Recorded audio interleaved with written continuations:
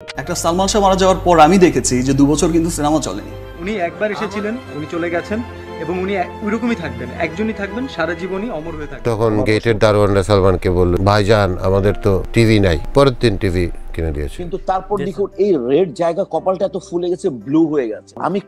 আমি ভয়ে কাঁপছিলাম, কারণ হি সালমান শাহ, সবাই তো সালমান শাহর কাছে চলে আসলো, কি করলাম। Young generation is very stylish, they love styles. কিন্তু সালমান ভাইয়ের মধ্যে যে একটা জিনিস আমরা দেখতে পেয়েছি, তার স্টাইলস বলিউডে এখনো কিন্তু অনুকরণ করা হয়, যেটা আসলে এই মাঝখানে আমি কোনো হিরোকে ক্রিয়েট করতে দেখি নাই। এটা দুর্ভাগ্য, কারণ ইমন অনেক গুড লুকিং। ইমন যে কি ভালো মানুষ, তারেক, আমি তোমাকে বুঝাইতে পারবো। আমি যদি মালিক আফসারির এই ঘর এই সংসার কমপ্লিট করতে পারি অনলি ফর সালমান শাহ।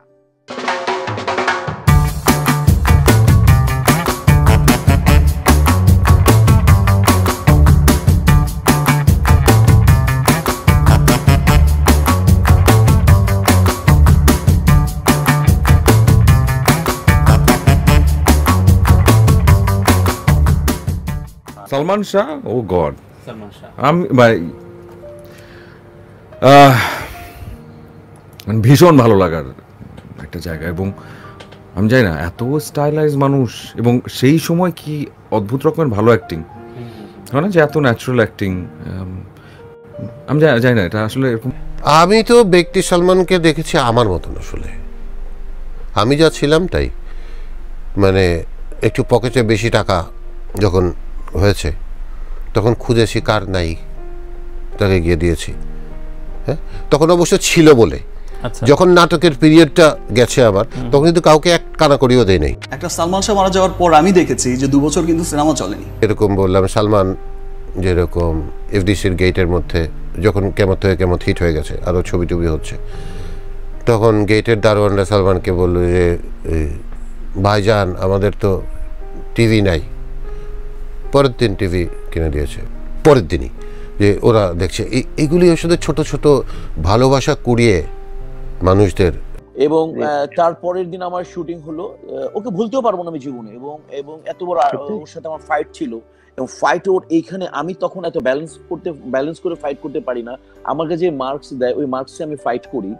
এবং সালমান তো ছিল একটা মানে রেড একটা ছেলে, তো ওর এক্সপ্রেশনস, ওর ফাইটের এক্সপ্রেশনস ওর মতো আমি কোনো নায়ক আজ পর্যন্ত দিবে না। ভিলেন ঘুষা মারছে, ও যে ফাইটের এক্সপ্রেশনস যা দিয়ে গেছে, যারা ওইরকম বিচক্ষণ শিল্পী, আমি চ্যালেঞ্জ করে বললাম আজ পর্যন্ত কোনো শিল্পী ওই পর্যন্ত চিন্তাও করতে পারে নাই, বা আমি কখনো দেখিনি। খানিকটা মান্নার ভিতর পেয়েছে। এছাড়া কোনো নায়ককে আমি ভিলেন যখন হুক করে বা কি মানে মানে একটা প্রপার একটা হিট করে, তখন যে রিয়াকশন হওয়া উচিত, এটা শুধুমাত্র দিত সালমান শাহ। সালমান শাহ তো ওই আমি ওকে আমার খুব সামনে 3-4টা মানে ক্যাটাসের মুদ্রার একটা কম্পোজিশন ছিল, লাস্টে আমি এখানে ঘুষা মারিনি। কিন্তু তারপর দেখুন এই রেড জায়গা কপালটা এত ফুলে গেছে, ব্লু হয়ে গেছে। আমি ভয়ে কাঁপছিলাম, কারণ হি সালমান শাহ, সবাই তো সালমান শাহর কাছে চলে আসলো, কি করলাম।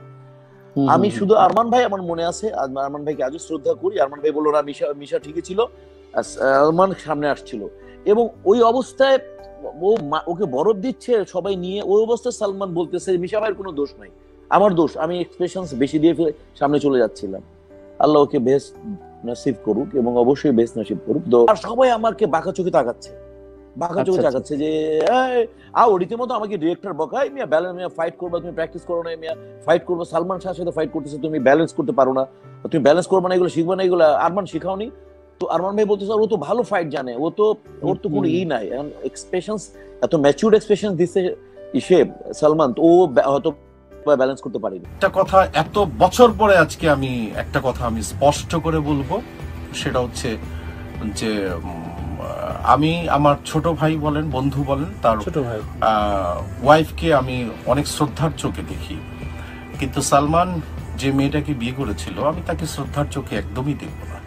এই কারণে যে এত কিছু হওয়ার পরও তার মৃত্যুর কিছুদিন পরেই সে মেয়েটা মানে আবার বিয়ে করলো, বিয়ে করে অন্য জায়গায় সংসারে হয়েছে, বেঁচে আছে। বাঁচার রাইট পৃথিবীতে সবারই আছে, কিন্তু সালমান বোধহয় একটু বেশি ভালোবাসতেন তার ওয়াইফকে, এবং আরো নিজেকে কন্ট্রোল করতেও, যদি কিছু ভুল যদি না করতো। আর সবশেষ একটি কথা বলবো, হয়তোবা আল্লাহ চাইনি ও পৃথিবীতে থাকুক, এটি সান্ত্বনা।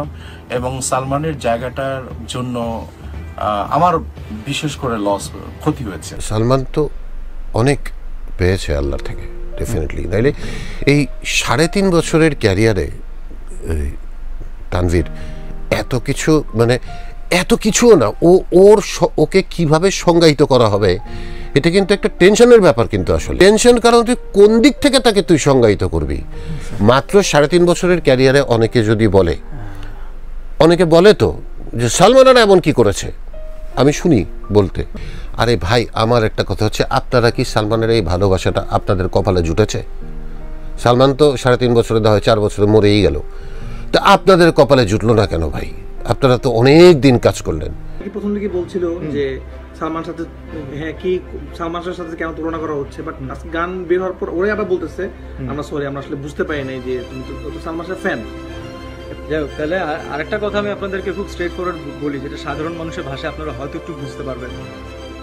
আপনারা সালমান শাহকে পছন্দ করেন, আমার খুবই ভালো লাগলো জেনে। এখন আমি কতটুকু পছন্দ করি, অথবা আমার টিমের মানুষজন কতটুকু পছন্দ করে, যে আমি আমার লাইফের, আমার ক্যারিয়ারের, আমার এই ইন্ডাস্ট্রির প্রথম গান যেটা দিয়ে আমার লঞ্চিং হচ্ছে, আমরা সেটা তাকে ট্রিবিউট দিয়ে শুরু করছি। উনি একবার এসেছিলেন, উনি চলে গেছেন, এবং উনি ওইরকমই থাকবেন, একজনই থাকবেন, সারা জীবনই অমর হয়ে থাকবেন। আমার অসম্ভব পছন্দের একজন হিরো ছিলেন। তিনি ওনার জায়গা থেকে কি করেছেন সেটা না দেখে বলা মুশকিল। আসলে মান্না ভাইকেও আমি পাইনি, ওটাও বলা মুশকিল। এখন যাদেরকে পেয়েছে তাদেরটা দেখছি তারা কি কি করছে। Young generation is very stylish, they love styles, কিন্তু সালমান ভাইয়ের মধ্যে যে একটা জিনিস আমরা দেখতে পেয়েছি, তার স্টাইলস বলিউডে এখনো কিন্তু অনুকরণ করা হয়, যেটা আসলে এই মাঝখানে আমি কোনো হিরোকে ক্রিয়েট করতে দেখি নাই।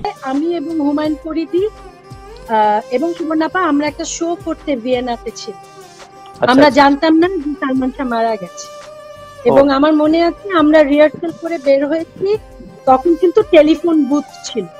ফরিদি ভাই খালি বললো যে আমরা একটু বাংলাদেশে ফোন করে আসি, আমরা আরো অনেক আর্টিস্টরা ছিলাম, আমরা বাইরে দাঁড়ানো।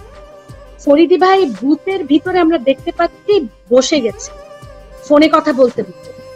আমরা দৌড়ে বুথের কাছে গেলাম, গ্লাসের বুথ, ফরিদি ভাই কাঁদছে, চিৎকার করে বলছে সালমান মারা গেছে, সালমান বেঁচে নেই। সালমান শাহকে নিয়ে আমি যেটা ভাবি যে আমার এগেইন অরুণদার লেখা গল্প নয়ন, মালিকা ছিল, আর শেখ রেয়াজউদ্দিন বাদশাহ আঙ্কেল মারা গেছেন, নেই বেঁচে। চমৎকার একটা নাটক 94-এ, সালমান তখন বিগ শট হিরো, তার কোনো 96-এ, এবং তখন কোনো শিডিউল নেই, অভিনয় করার সময় নেই, সে নাটকও করবে না, যেহেতু তখন একটা মিথ ছিল যে ফিল্ম করলে নাটক করবে না। আচ্ছা ঠিক আছে, নাটক করবে। তো পরে যখন আমার কথা বলা হলো, বোধহয় বাদশাহ আঙ্কেল যোগাযোগ করেছিল, তারপরে সালমানকে গল্পটা খুব পছন্দ হয়েছিল, তারপরে যখন গল্পটাও করলো, ওকে যখন স্ক্রিপ্টটা পাঠানো হলো, মানে আসলে তানভীর আমি বলতে পারবো না, এখন মনে হয় আমাদের মোবাইলে আমরা অনেক কিছু ভিডিও করে রাখি না, তখন তো এখন মোবাইলের যুগ ছিল না। আমি সালমান কি পরিমাণ একনিষ্ঠভাবে এই চরিত্রটা চরিত্রায়ন করেছে, এবং he literally took it as a challenge, যে এটা যেন মানে ওয়ান অফ দ্য বিগেস্ট মানে মাইলস্টোন নাটক হয় টেলিভিশন হিস্ট্রি, এবং তাই হলো নয়ন। এবং আমার এখনো মনে আছে বাদশাহ আঙ্কেল খুব সিম্পল শাড়ি পরতে হবে, চুলটা টেনে বাঁধতে হবে। ওকে দিয়ে আফজাল আঙ্কেল না পারেনি, আফজাল আঙ্কেল ওকে দিয়ে ফান্টার অ্যাডও করাইছিল, অনেক ভালো, একটা অনেক পপুলার হয়েছিল। আফজাল আঙ্কেল তো অনেক ভালো ভালো অ্যাড করতেন। ও ইয়েস, ইমনের বাবা আমেরিকান এমবাসিতে কাজ করতো, তখন আমরা গহর জামিলের কাছে নাচ শিখতাম। আমরা কলি নামে একটা মেয়ে ছিল, এখন তোমার নিউ জার্সিতেই থাকে। আমরা 4 জন আমেরিকান এমবাসিতে কাজ করতাম, ইমন আমাদের সাথে থাকতো। ইমন টিভিতে ক্লিক করতে পারেনি, ইমন অ্যাডেও ক্লিক করতে পারেনি, এটা দুর্ভাগ্য, কারণ ইমন অনেক গুড লুকিং। ইমন যে কি ভালো মানুষ, তারেক আমি তোমাকে বুঝাইতে পারবো না। আমি যদি মালিক আফসারির এই ঘর এই সংসার কমপ্লিট করতে পারি অনলি ফর সালমান শাহ, এবং ইমন আমাকে বলে ও পাগল, ও অনেক সত্যি কথা বলে, ও কোনোদিন কিছু করতে পারবে না। লাইফ, ওর কোনো প্রবলেম হবে না। কিন্তু ইমন এবং ইউ নো হোয়াট, ইমন যে মারা গেছে, মানে আমি যখন, ইমন তোমাকে কিভাবে হেল্প করবে তোমাকে বুঝতে দিবে না।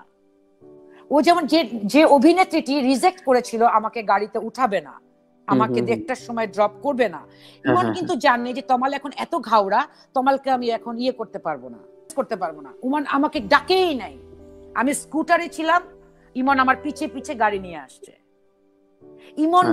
ইমন জানে বন্ধুত্ব কি। 3.5 বছরের করা কাজ, 29টা ছবি না, হ্যাঁ 28 29টা ছবি দিয়ে সে বাঙালিদের মন জয় করে ফেলেছে এবং 30 বছর পার হয়ে গেছে সেই গল্প বলছি, এখনো ওই গানের পপুলারিটি আরো বাড়ছে। হ্যাঁ, তো এটা তো নর্মাল, সালমানকে নর্মাল পাল্লায় ফেললে হবে না ভাই, হি ইজ গিফটেড।